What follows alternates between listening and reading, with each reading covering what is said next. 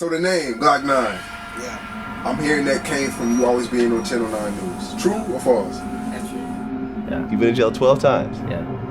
GTAs, gun charges, burglaries. Shit, you leave your shit running at the store, I'm gonna jump in at it. You're going to jail every 3 months. So you've actually lost police Yeah. at high-speed chasing. But I can't keep doing it. No, you had no idea. You're gonna play that you had no idea that was in there. Recently sworn in state attorney for Florida's 9th Judicial Circuit, Monique Worrell, filing 5 counts of attempted second degree against an Orlando rapper. Back in July, prosecutors say 20-year-old Jaquavia Smith opened fire on an Orlando home with a woman and her children inside. Hey gang, what's good? Sad times in the AFNF camp right now, man. They rap boss Glock 9 ain't looking too good right now and may be put away for a very long time.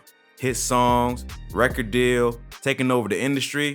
So why does his street life keep following him, and what exactly is that street life that is burned into his habits? Today, we're gonna explore the long rap sheet of Glock 9 that landed him behind bars and brought a stop to his takeover of the rap industry. Before his breakout hits like Crayola and 10%, Orlando, Florida rapper and AFNF head honcho Glock 9 was already a face of the criminal element in the streets that plagued law enforcement at an early age. Before TK was doing the race, Glock 9 was already ramming police vehicles and carrying officers on a high-speed chase in his younger days. So you've actually lost police Yeah. at high-speed chases. Yeah. Really? Whole bunch of time. In the streets of Orlando, his upbringing molded him to be tough. So you grew up in Orlando. Mm-hmm. All right. Kind of a rough upbringing? Yeah. Growing up with his moms and brothers, with a dad that was in and out of prison, My daddy, jail, in and out of jail. I had like 3 other brothers. Glock 9 would end up with an attraction to danger. His troublesome tendencies started showing early. At a young age, his love for cars already had his mindset on driving in video games to driving in real life. Glock 9 would begin sneaking his mom's car out late at night, but after getting sold out by the neighbors, Like, turn the car and put it in, like, neutral. And let it roll down a little thing. Like, soon as that be rolled down. I ain't gonna lie, my neighbors caught me one night. the life of crime which led him to being jailed over 12 times began. From then forward, Glock 9's street cred began escalating as his run-ins with the law was getting out of control. He would try to escape his street life through rapping, but as his name on the beats grew louder, so did his name in the streets. In 2015, the rapper would be arrested in connection with the shooting of a teenager and would be charged with battery with a firearm and unlawful discharge of a firearm. For a normal person, this would be a wake-up call after serving time in juvie, but Glock 9 wasn't just a regular guy. In 2018, his arrest started overshadowing his fame. To law enforcement, he was no longer simply the rapper Glock 9, but the leader of a gang they labeled as one of the FBI's most wanted in Florida, AFNF the Army, short for All Family, No Friends.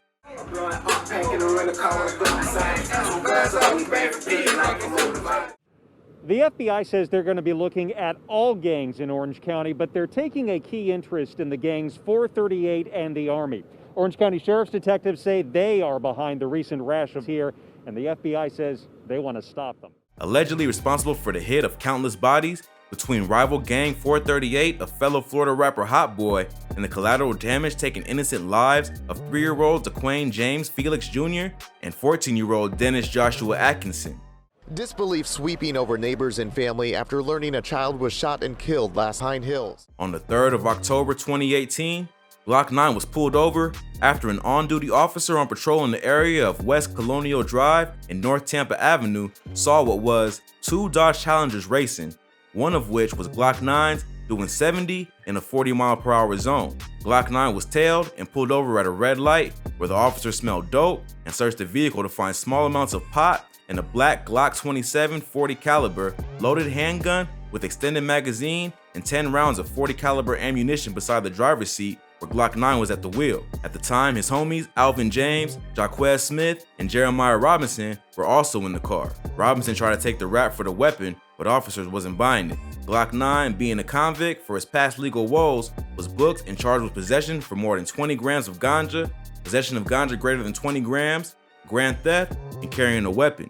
Charge of inventory of a structural conveyance. Alright, well, he's in possession of it. Cool. This guy right here. That's my gun, though. That was on my seat. I had put it right there. He was driving with it right under his right arm. That's my gun, though, so I ain't gonna lie to you. That's mine. I put it on the seat. That's not really mine. Glock 9 will post bond of $5,450 to be back out on the streets, only to return in the hands of the law 2 months later on the 20th of December when he was again tailed and pulled over at a light when cops noticed his car. A 2018 silver Cadillac XTS ran multiple stop signs. Glock 9, being the driver, had 2 homies in the car with him, Demetrius Cox Jr. and his mans that was with him in the last arrest, Jeremiah Robinson. Again, Glock 9's vehicle was searched, which led officers to find a clear bag with pot,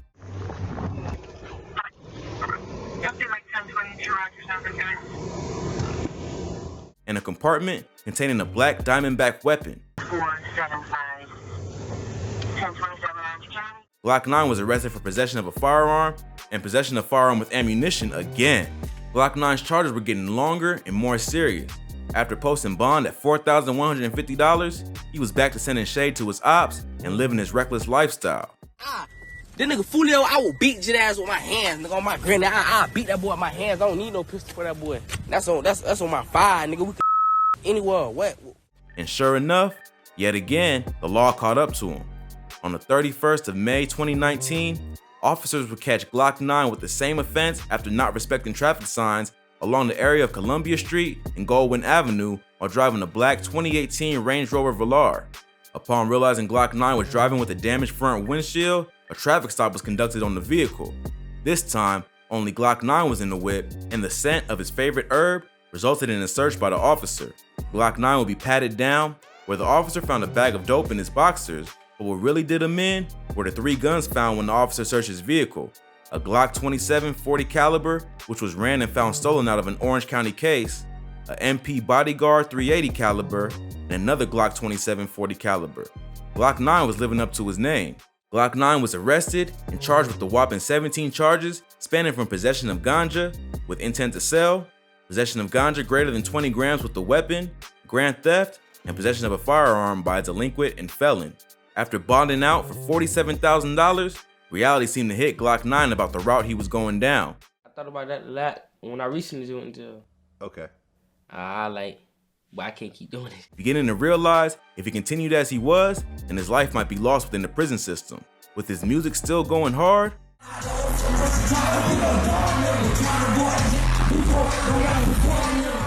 all he had to do was focus his mind in that direction. But old habits die hard for Glock 9. He would get caught in Miami with possession of a weapon on January 3rd, starting off 2020 with a bang. Glock 9 was running through cases like getting arrested and doing jail time was a prize.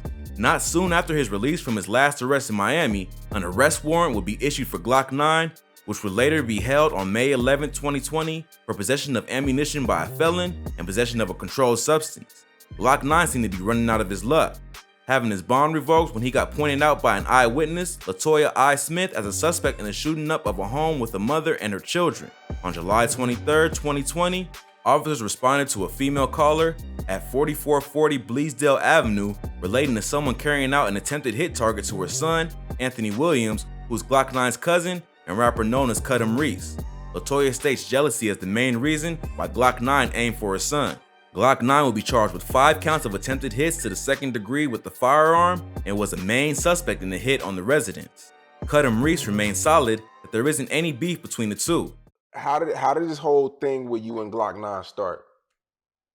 I don't know why people think I'm beef with him. That's the thing with the internet. They think I'm beef with him. I'm really not beef with him. All that just like entertainment stunt, just for publicity. But Glock 9 continues to accuse Cudham Reese and his mom for falsely accusing him and getting him booked by the feds. On some honey shit, I shoot up that whole house, man. That whole know who shot up her house, bro. Why she trying to, you feel me? And they don't even supposed to be speaking about this shit on live, but bro, listen. Glock 9's bond for the attempted hit charge was initially set at $25,000 before being raised to $35,600. Your bond on these charges is $25,000 on count 1. Following up on the case and search for Glock 9, officers would visit Glock 9's grandfather's home with a search warrant to find the gun used in the shooting at the home. Glock 9 messed up, using the address in recent bond paperwork and another time in the past. The gun was recovered at the home along with a machine gun. It was a custom pattern and colored Glock 22 40 caliber handgun. Law enforcement wasn't letting up off Glock 9, going as far as scanning through his Instagram, and there it was. The same gun posted by Glock 9 in the pic he posted up. The gun in question can also be seen in the YouTube vlog of Glock 9 and his gang AFNF.